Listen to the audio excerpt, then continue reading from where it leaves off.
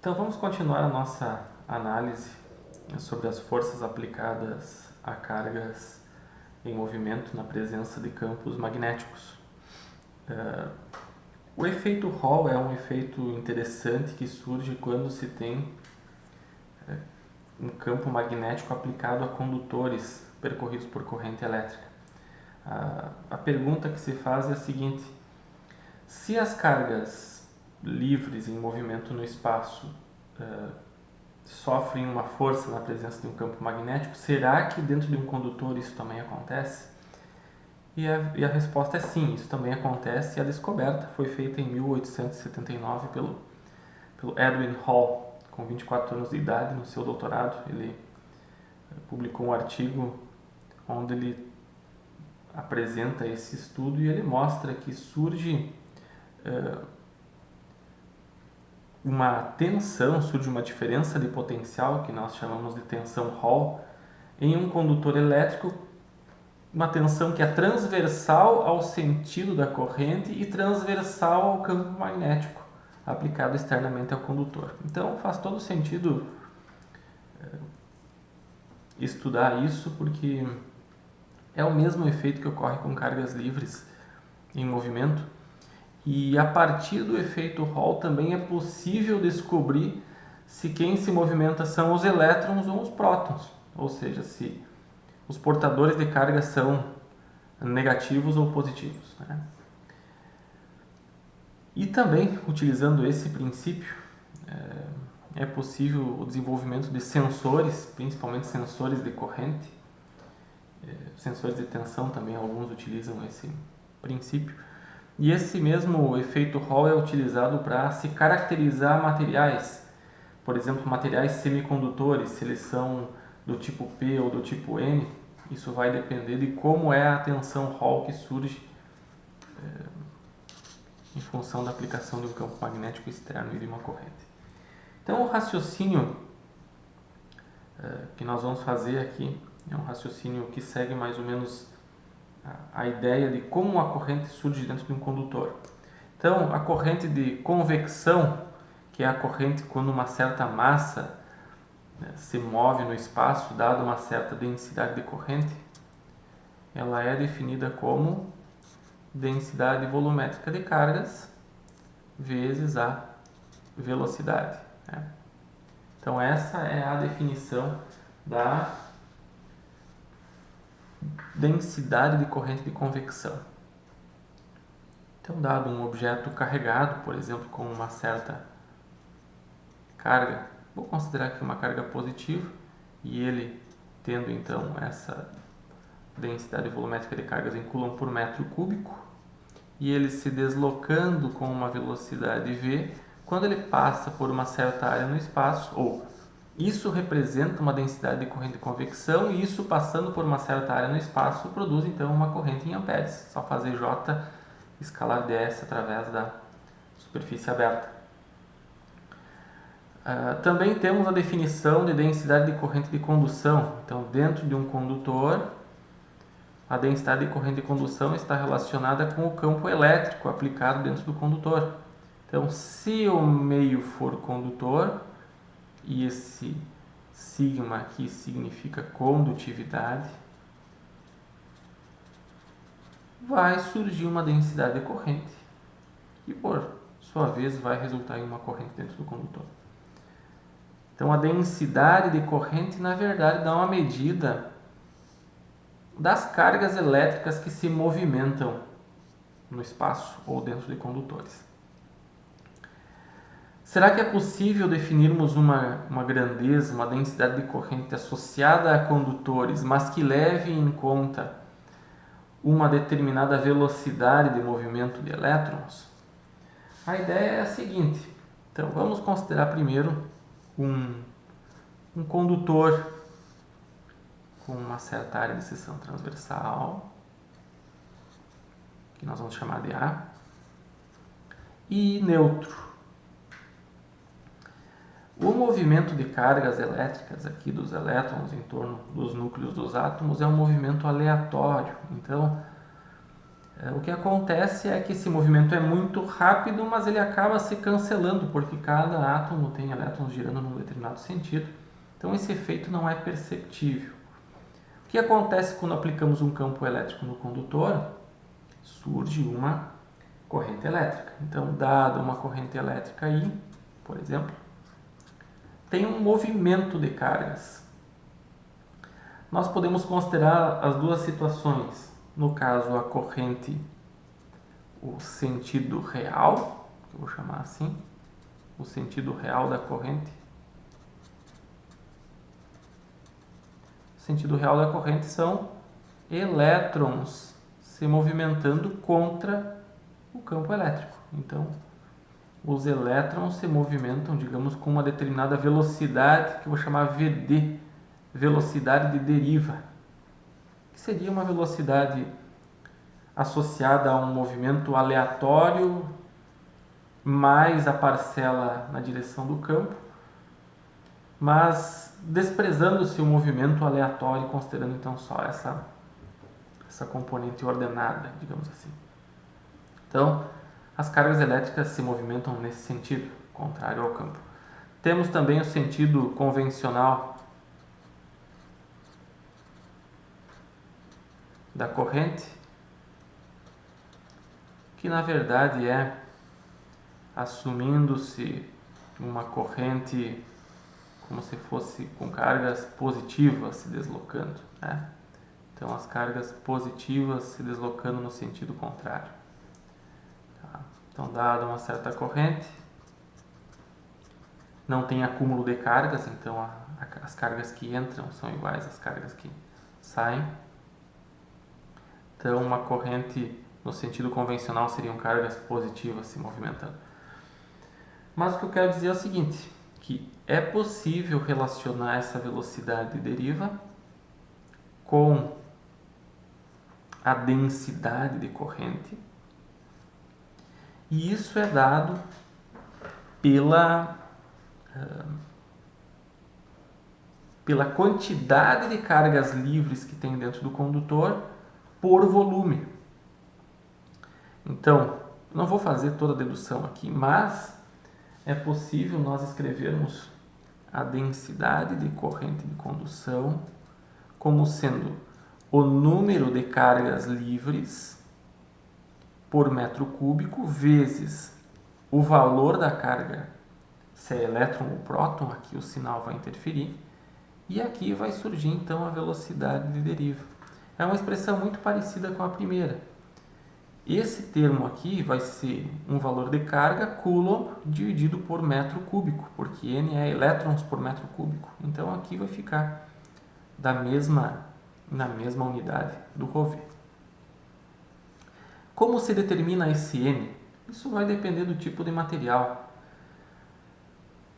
Por exemplo, dado um determinado material, sabendo-se o seu número atômico, é possível saber o número de elétrons, e a partir daí se obtém a partir da densidade ou do volume, né, desse material, qual o número de átomos que tem por metro cúbico e, por consequência, o número de elétrons.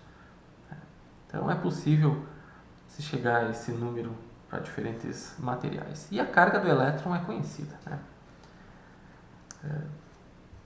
Se considerarmos então o movimento de elétrons, vejam que VD está no sentido contrário a J.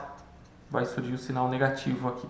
Se considerarmos o movimento de cargas positivas, a densidade de corrente J vai ter o mesmo sentido, porque aqui vai ser o sinal mais. Esse parênteses aqui, essa introdução, é para nós definirmos essa grandeza aqui, que vai ser muito útil na definição do que é essa tensão Hall e como ela surge. Claro, a corrente vai ser sempre J escalar ds através de uma determinada superfície aberta. Então, sabendo-se a área de seção transversal aqui, nós podemos determinar qual é a corrente total que passa. Uma vez entendida essa relação, vamos adiante. Como surge o efeito Hall? Então, eu vou desenhar aqui um condutor. Esse condutor tem uma certa largura e uma certa espessura.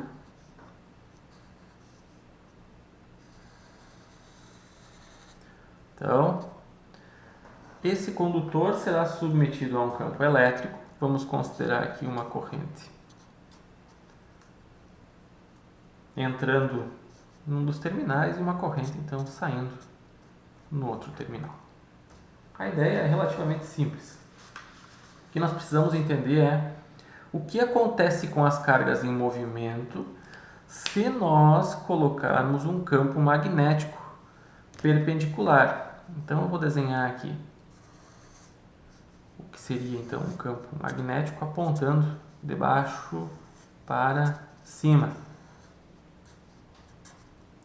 cuja densidade de fluxo magnético é B. Então esse é o raciocínio. Dado uma certa corrente passando pelo condutor, como se comportam as cargas quando elas se movimentam nesse condutor. Aqui eu vou definir também algumas dimensões. Por exemplo, aqui fica a largura, que eu vou chamar de D, e a altura, que eu vou chamar de H. Então, temos as dimensões do condutor, ele tem uma espessura, ele tem uma largura e tem um certo comprimento. O comprimento não vai interessar para a nossa análise. Temos duas situações, uma situação transitória, que é quando as cargas estão se arranjando aqui, quando passa a circular a corrente, considerando aqui uma corrente constante. E temos uma situação permanente, que é uma situação de equilíbrio que ocorre dentro desse condutor. Que situações são essas? Vamos começar então imaginando o seguinte. Hoje sabemos perfeitamente que dentro dos condutores quem se movimenta são as cargas, são portadores negativos de carga. São elétrons, desculpa, portadores negativos de carga. Então, se a corrente no sentido convencional é nessa direção, significa que os elétrons se movimentam para lá. Então, digamos que tenha um elétron aqui, se movimentando com uma determinada velocidade de deriva, que eu vou chamar de VD, que é a função então do campo elétrico aplicado nessa região. Tá? Sabemos como é J e a relação com essa velocidade de deriva, sabemos como isso está se comportando.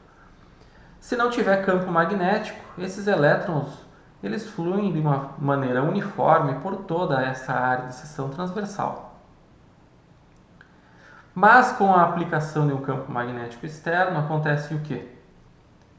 Surge uma força. E se surge uma força sobre a carga em movimento, essa força, quando é um elétron em movimento, é contrária, né? Sinal contrário ao produto vetorial U vetorial B, porque tem um menos Q que multiplica. Então, U vetorial B seria uma força para a direita, se fosse movimento de carga positiva. Nesse caso, vai ser uma força para a esquerda. Então, tem uma tendência de uma carga que se movimenta aqui no meio, de ela se deslocar para o lado esquerdo. Então, isso acontece num regime transitório. Por exemplo, tem corrente circulando e eu liguei o campo. As cargas vão tender a migrar todas para o lado esquerdo. Então, as cargas negativas migram para cá, o lado esquerdo. E, por consequência, por repulsão, cargas positivas migram para o lado direito. Se as cargas positivas migram para o lado direito,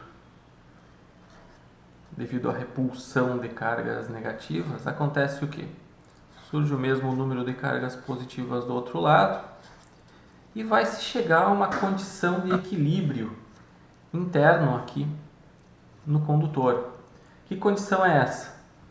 É a condição onde a força magnética, que é, nesse caso, nesse sentido para a esquerda, força magnética, se equilibra com a força elétrica, porque a força elétrica vai ser de atração, né? Então, essas cargas aqui terão uma força tendendo a ir para o lado direito, porque tem cargas positivas desse lado, mas elas não vão porque tem uma força magnética no sentido contrário.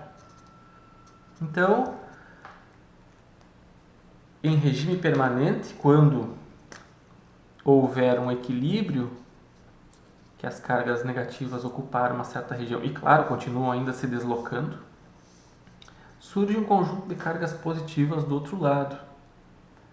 Como nós podemos analisar a tensão que surge entre esses terminais? Se nós colocarmos um medidor de tensão aqui nas laterais, vai surgir uma tensão que é positiva ou negativa, dependendo da polaridade. Então, tem um campo elétrico aqui dentro que surge como consequência da força magnética aplicada sobre a carga em movimento. E esse campo elétrico e, por consequência, a tensão Hall são perpendiculares ao campo elétrico que faz a corrente circular dentro do condutor.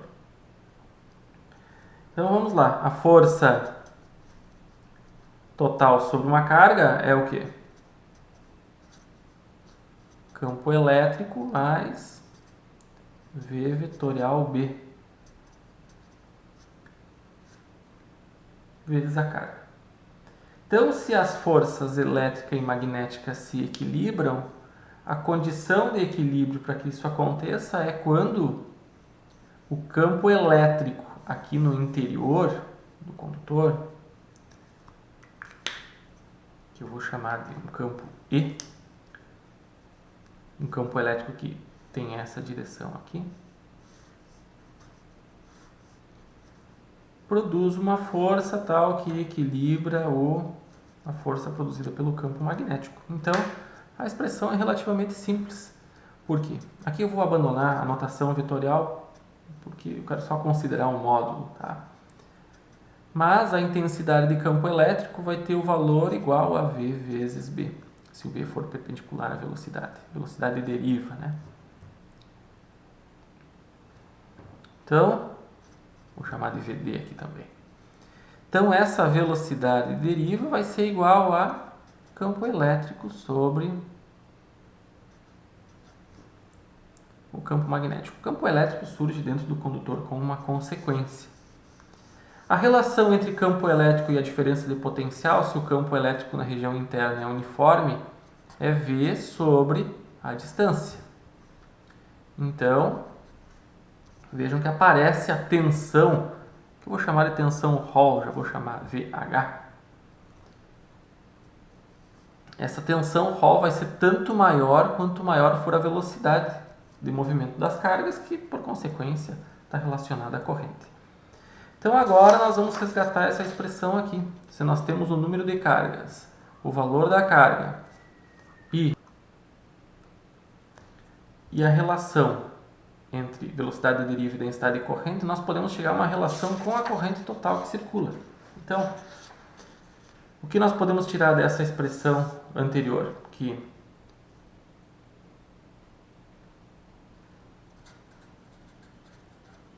usando essa expressão J igual a NE vezes VD, nós podemos chegar a um valor de VD que é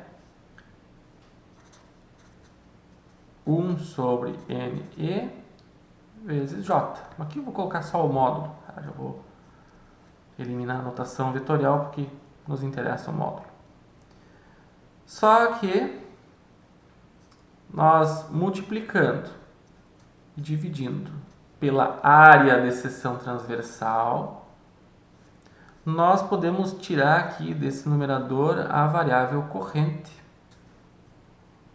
Então, 1 sobre N vezes E, corrente em amperes sobre a área de seção transversal. E a área de seção transversal é a multiplicação da largura D pela altura H. Então, fica corrente sobre NE D vezes H. Então, conseguimos escrever a velocidade de deriva de movimento das cargas. Então, colocando aqui VD é igual, só reescrevendo, corrente sobre NE dH. Essa expressão é bem importante porque nós vamos substituir VD aqui nessa primeira para chegar a uma relação entre a tensão Hall e a corrente que circula no condutor. Então, substituindo 2 em 1.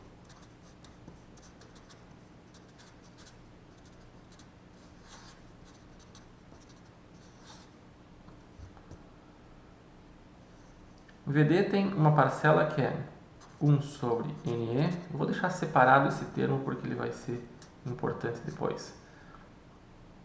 Corrente D vezes H igual a o quê? Tensão Hall D sobre B. Tensão Hall sobre D B. Então, acontece que a largura acaba sendo eliminada dessa análise. E, isolando então tensão Hall, sobra o quê? 1 sobre NE, corrente sobre H, e esse B passa multiplicando. Vou colocar esse B aqui. 1 sobre NE vezes B vezes corrente. Então, vejam que a tensão Hall agora passa a ser proporcional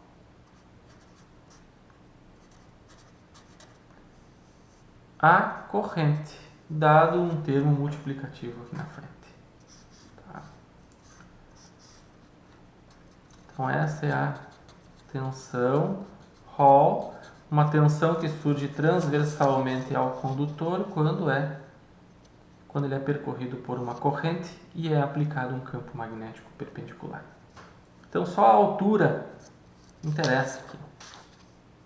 A altura, o número de cargas livres e o campo magnético aplicado. Algumas conclusões que nós podemos tirar dessa tensão Hall. Primeiro, quanto maior a corrente, maior a tensão que surge. Segundo, quanto maior o campo magnético aplicado perpendicularmente ao fio, também maior a tensão, porque maior é o deslocamento das cargas elétricas. A altura, quanto menor a altura, maior a tensão também. Então, condutores mais finos tendem a produzir uma tensão maior. E aqui, quanto maior a quantidade de elétrons, menor a tensão que surge. Então, para bons condutores, esse efeito pode ser inclusive prejudicial. Tá? Esse termo 1 sobre NE é chamado de coeficiente Hall. 1 sobre NE. Coeficiente de Hall. E ele dá uma medida, então, do quanto um material é suscetível à aplicação de um campo magnético externo com relação à produção de uma tensão Hall. Essa é a ideia. Então, quanto maior esse coeficiente, quanto maior 1 sobre NE, maior a tensão que surge para uma mesma corrente.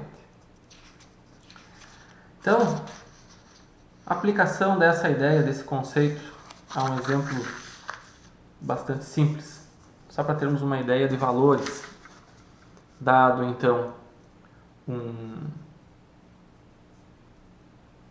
um certo condutor, né? Qual a tensão Hall que surge em uma chapa condutora de cobre de 1 cm de largura e 0,1 cm de altura, percorrida por uma corrente de 10 amperes e submetida a uma densidade de fluxo magnético de 1 Tesla.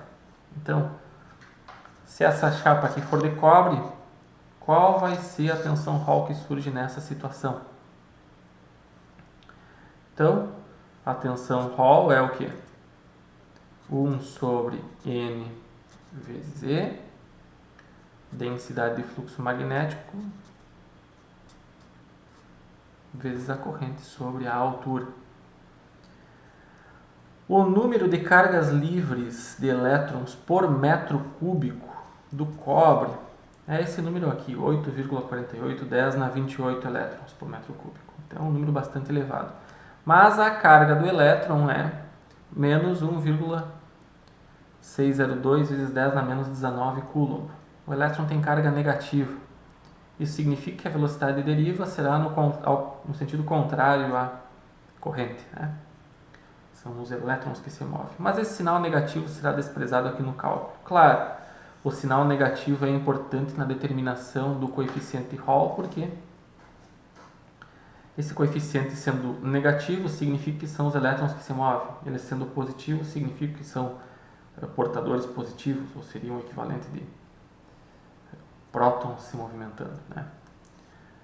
Mas a ideia é que sejam portadores de carga negativos ou positivos. Então, substituindo aqui, primeiro calculando quanto é esse 1 sobre NE, esse valor é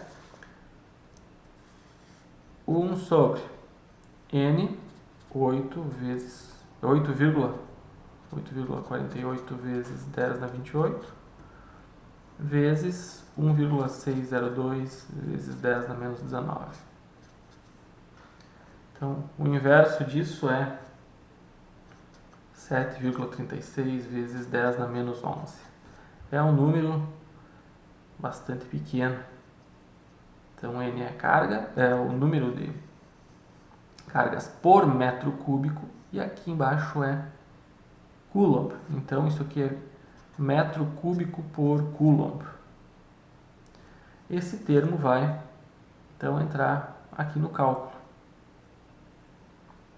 Tensão Hall é igual a 7,36 vezes 10 na menos 11. Densidade de fluxo magnético, 1 Tesla, corrente 10 amperes, dividido por a altura. Temos que converter esses 0,1 centímetros da altura para metros. A largura não interessa no cálculo. Então, 0,1 centímetro para metros é 10 na menos 4 metros. 10 na menos 3 seria... É isso?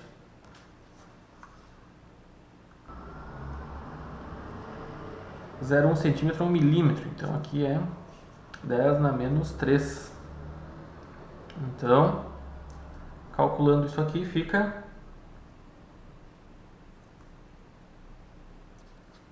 Tensão Hall igual a 7,36. Se esse número aqui é 10 na menos 3, ele passa para cima 10 na 3. Fica 10 na menos 7, né? Fica 10 na menos 6. Então, 10 na menos 6.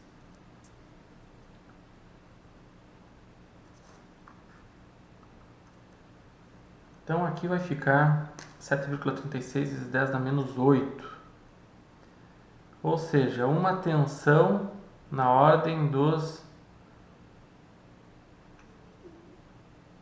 microvolts, né? Uma tensão muito pequena.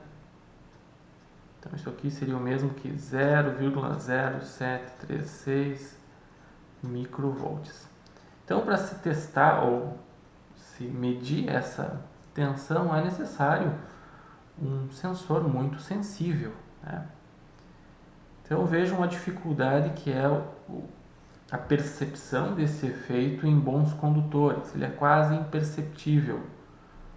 Mas, se nós tivermos uma maneira de desenvolver um material ou de encontrar algo que tenha menor número de cargas livres, isso vai implicar em um coeficiente de Hall maior e isso vai amplificar o efeito da tensão. Então, essa é uma das alternativas encontradas na indústria para se desenvolver sensores que utilizam esse princípio, né? Como ter uma grande tensão Hall para correntes baixas.